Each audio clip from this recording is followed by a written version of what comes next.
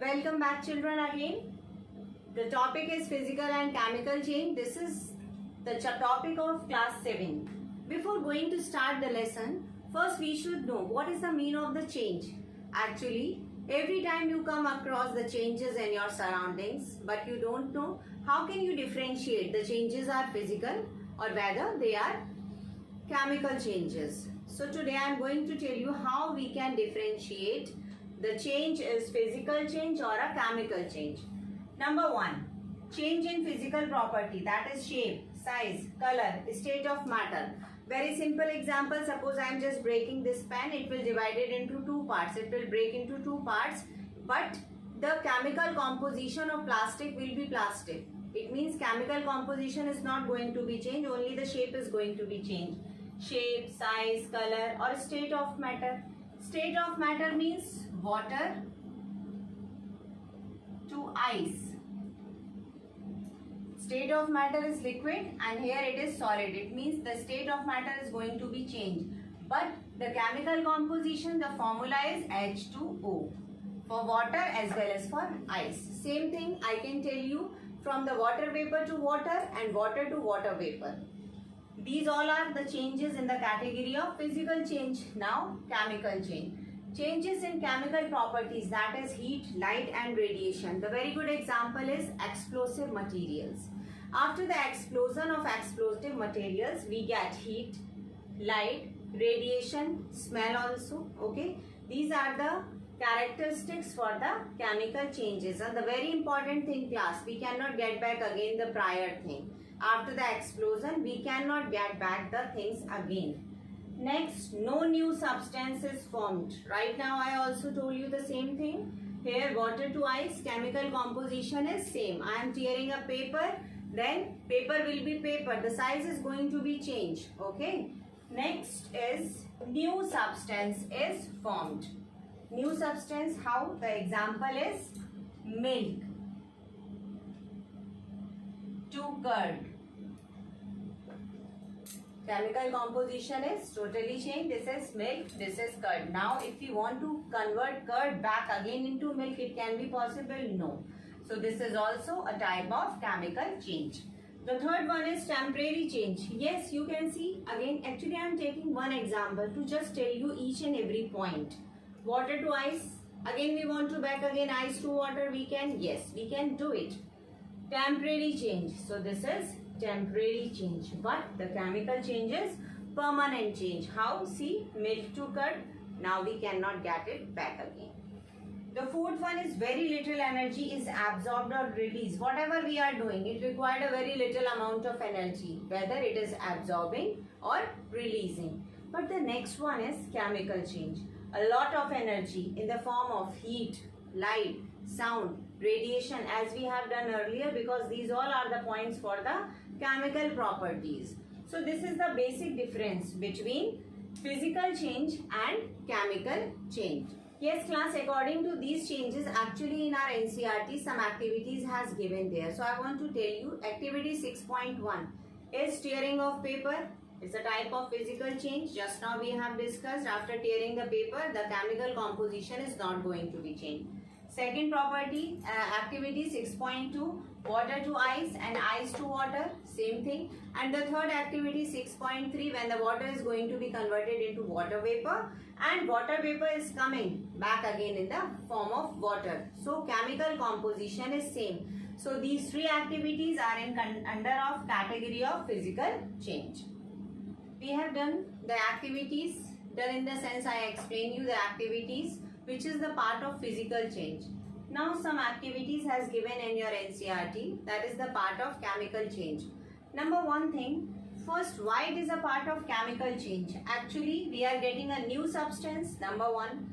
Number two, these are irreversible. We are not getting back the prior things again. Fine. And the third one is the chemical composition. The product's chemical composition is going to be changed. Earlier we were getting water to ice. The formula was same, that was H2O.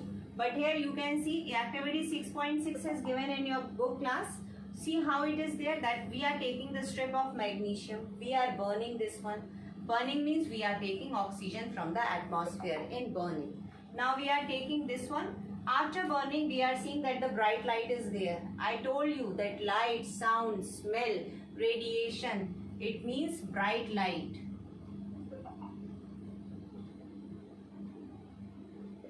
It will form and we will get the ash, and that ash is MgO, that is magnesium oxide. What we are doing now? We are just taking the ash of magnesium oxide and dissolving in water. After dissolving, we are getting again the new substance, that is magnesium hydroxide. Okay class? So I am repeating again and again the same thing. New formation, new substance. Number 2, it is irreversible. Number 3, something is producing like the brightness. Okay, bright light is there. So these all things are showing that this is a part of chemical change. Now coming to the next activity, that is activity 6.7.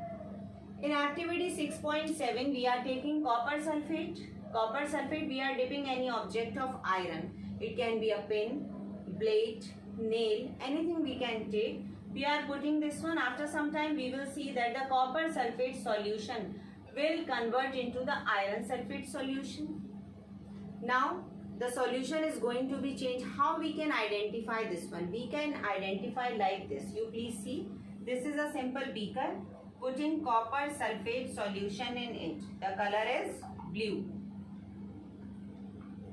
Now I am putting a blade in it, and after putting the blade, it means iron is there. Iron is going to be react with copper sulfate and it is forming the iron sulfate solution. If it is a chemical change, something should be there. Okay, so what is going to be there? The color is going to be changed. Now from blue to green, the color will be changed because of the formation of iron sulfate. This is showing this is a type of chemical change. Now iron sulfate and the brown layer will be there. The deposition of copper will be there on the blade, which is showing the formation of brownish layer, brownish film. Okay? In this way we are getting new substance, copper also on the blade, and the second one is iron sulfate, because we know in the chemical change we can get one or more than one new substances. So these two activities basically which are telling us now properly what is the mean of the chemical changes.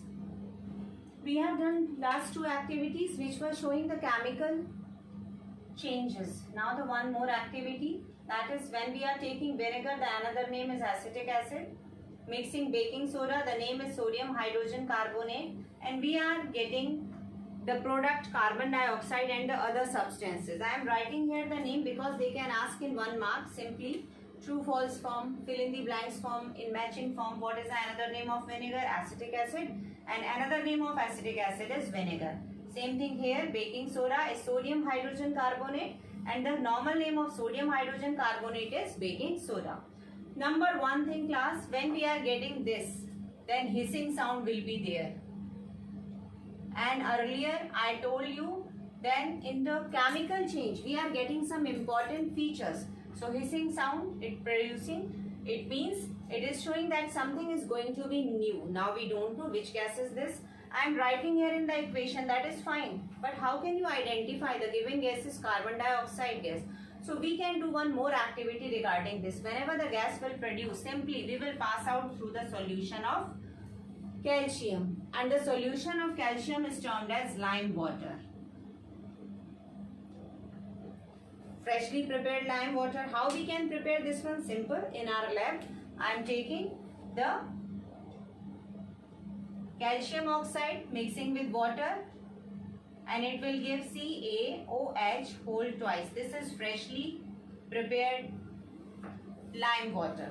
Now passing carbon dioxide gas. Right now I am telling you carbon dioxide gas, but actually in the reaction we don't know which gas is there. So I am just passing this gas. What will be there? Calcium carbonate will be produced. Now you will ask a question, ma'am, how can you say that the calcium carbonate will be there?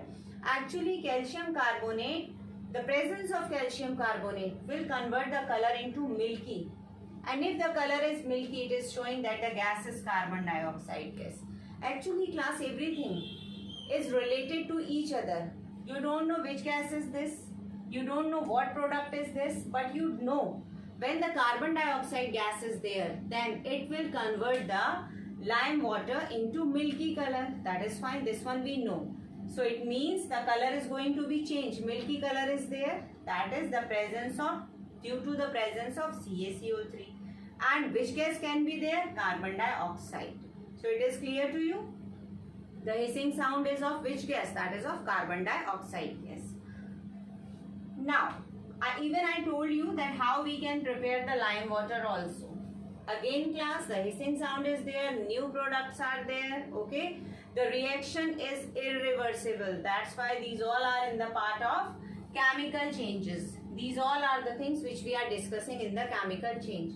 In our daily life, we can see a lot of changes. Earlier I discussed with you, like milk to curd. That is also a chemical change. Now suppose in your question paper you are getting a question. Then how can you prove that milk to curd is a chemical change? So simply you will write milk, then an arrow, then curd. Milk to curd is a chemical change because we are getting the new substance. And second thing, the new substance we cannot get back again. It means it cannot turn into the milk again. Same thing here. CO2 and other substances. Now if I want to convert this one back again in the vinegar and baking soda, no, it is not possible. Fine. That's why it is a type of chemical change. Coming to the next, rusting of iron. Very well known example class. Even in the rainy season you can see outside windows, doors, grills, something, any iron object is just you are keeping on your roof. So after some time you will see a brownish film or a layer on the object. What is that? That is rust actually. Now what is the procedure? Actually whatever is going to be there, everything is a chemical process most of the time. Okay, if something is going to be new, that is a part of chemical process or a chemical change. Now we are having iron object, whatever is there. See? Next is oxygen. It means presence of air and presence of water. These two things are very important class. Remember this thing, for the rusting what is required? The two important required condition for rusting is air and water. If the thing is not getting water, only you are keeping in the presence of air, then there will be no rusting. Same thing we are keeping in water, but if there is no air, no rusting. Both the things, both the conditions are required. Then the new product will be Fe2O3. That will be rust, brownish color, iron oxide. One more thing. Earlier I told you that from Mg plus oxygen, we were getting MgO. Now one question can be arise in your mind, ki ma'am, 2 oxygen is here but only 1 oxygen is here. Actually this is known as balancing of the equation.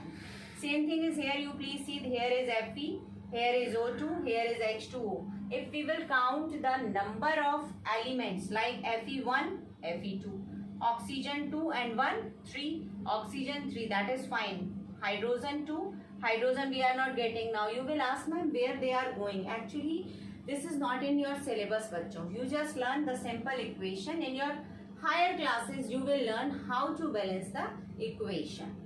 Earlier we have done rusting class. I told you that how the rust is going to be formed, required oxygen and water. Now how can we prevent rusting? Rusting can be prevented by applying a coat of paint or grease. You all know very well that we always use the paint and all on our doors, grills, windows. Why? To prevent it from the rusting. One more example is deposit a layer of metal like chromium and zinc. Water pipes which are coming in our houses, we are getting very good water from there. No rusting is there after a long time. What is the reason? Reason is the coating of some metals. Metals are like the chromium and zinc. When there is a deposition of zinc, the one more term we use for that, that is galvanization. I am writing here class, zinc. Deposition of zinc layer is termed as galvanization. Okay. Next is we use stainless steel utensils at your home. Okay. You are using this one, we are using, everyone is using that one. But that is made up of iron. You can say, ma'am, why there is no rusting and all. The reason is that that is not pure iron. That is a mixing of some another metals, and this is of your new question class. Why the stainless steel is not rusted? The example or the answer of that question is it is a mixture of some other metals like iron, carbon. Carbon is not a metal class, okay? And after that some other metals. So this is the fusion or the mixing or the mixture of iron, carbon and metal. Okay, you can get such type of question again in your objective question, 1 mark question directly, because this time online teaching is going on. Otherwise, in very short you can write this. Now the next topic is crystallization. This is the last topic of this chapter. Crystallization. As the term crystallization means formation of crystals. Formation of crystals in pure substances. Pure substances means how we are getting this one. We are taking a cup full water. Fine. We are putting dilute H2SO4 in it, and after putting the dilute H2SO4, now we are going to start mixing copper sulfate powder in it. I am stirring this one, continue the process till the copper sulfate solution will start to dissolve in it. It will be stopped to dissolve in it, and after stopping, when the dissolving of copper sulfate will be stopped, then we will see boiling should be continue class, stirring should be continue. After that we will put here, keep here for a while to just cool it down, and after cooling we will see that some crystals type structures are there. When we are getting the crystals, the process is termed as crystallization. Again I am telling you class, what is crystallization? Some substances can be obtained in the pure form, that is termed as crystallization. So in this whole chapter, physical and chemical change, we have completed physical change, chemical change, after that rusting, then galvanization.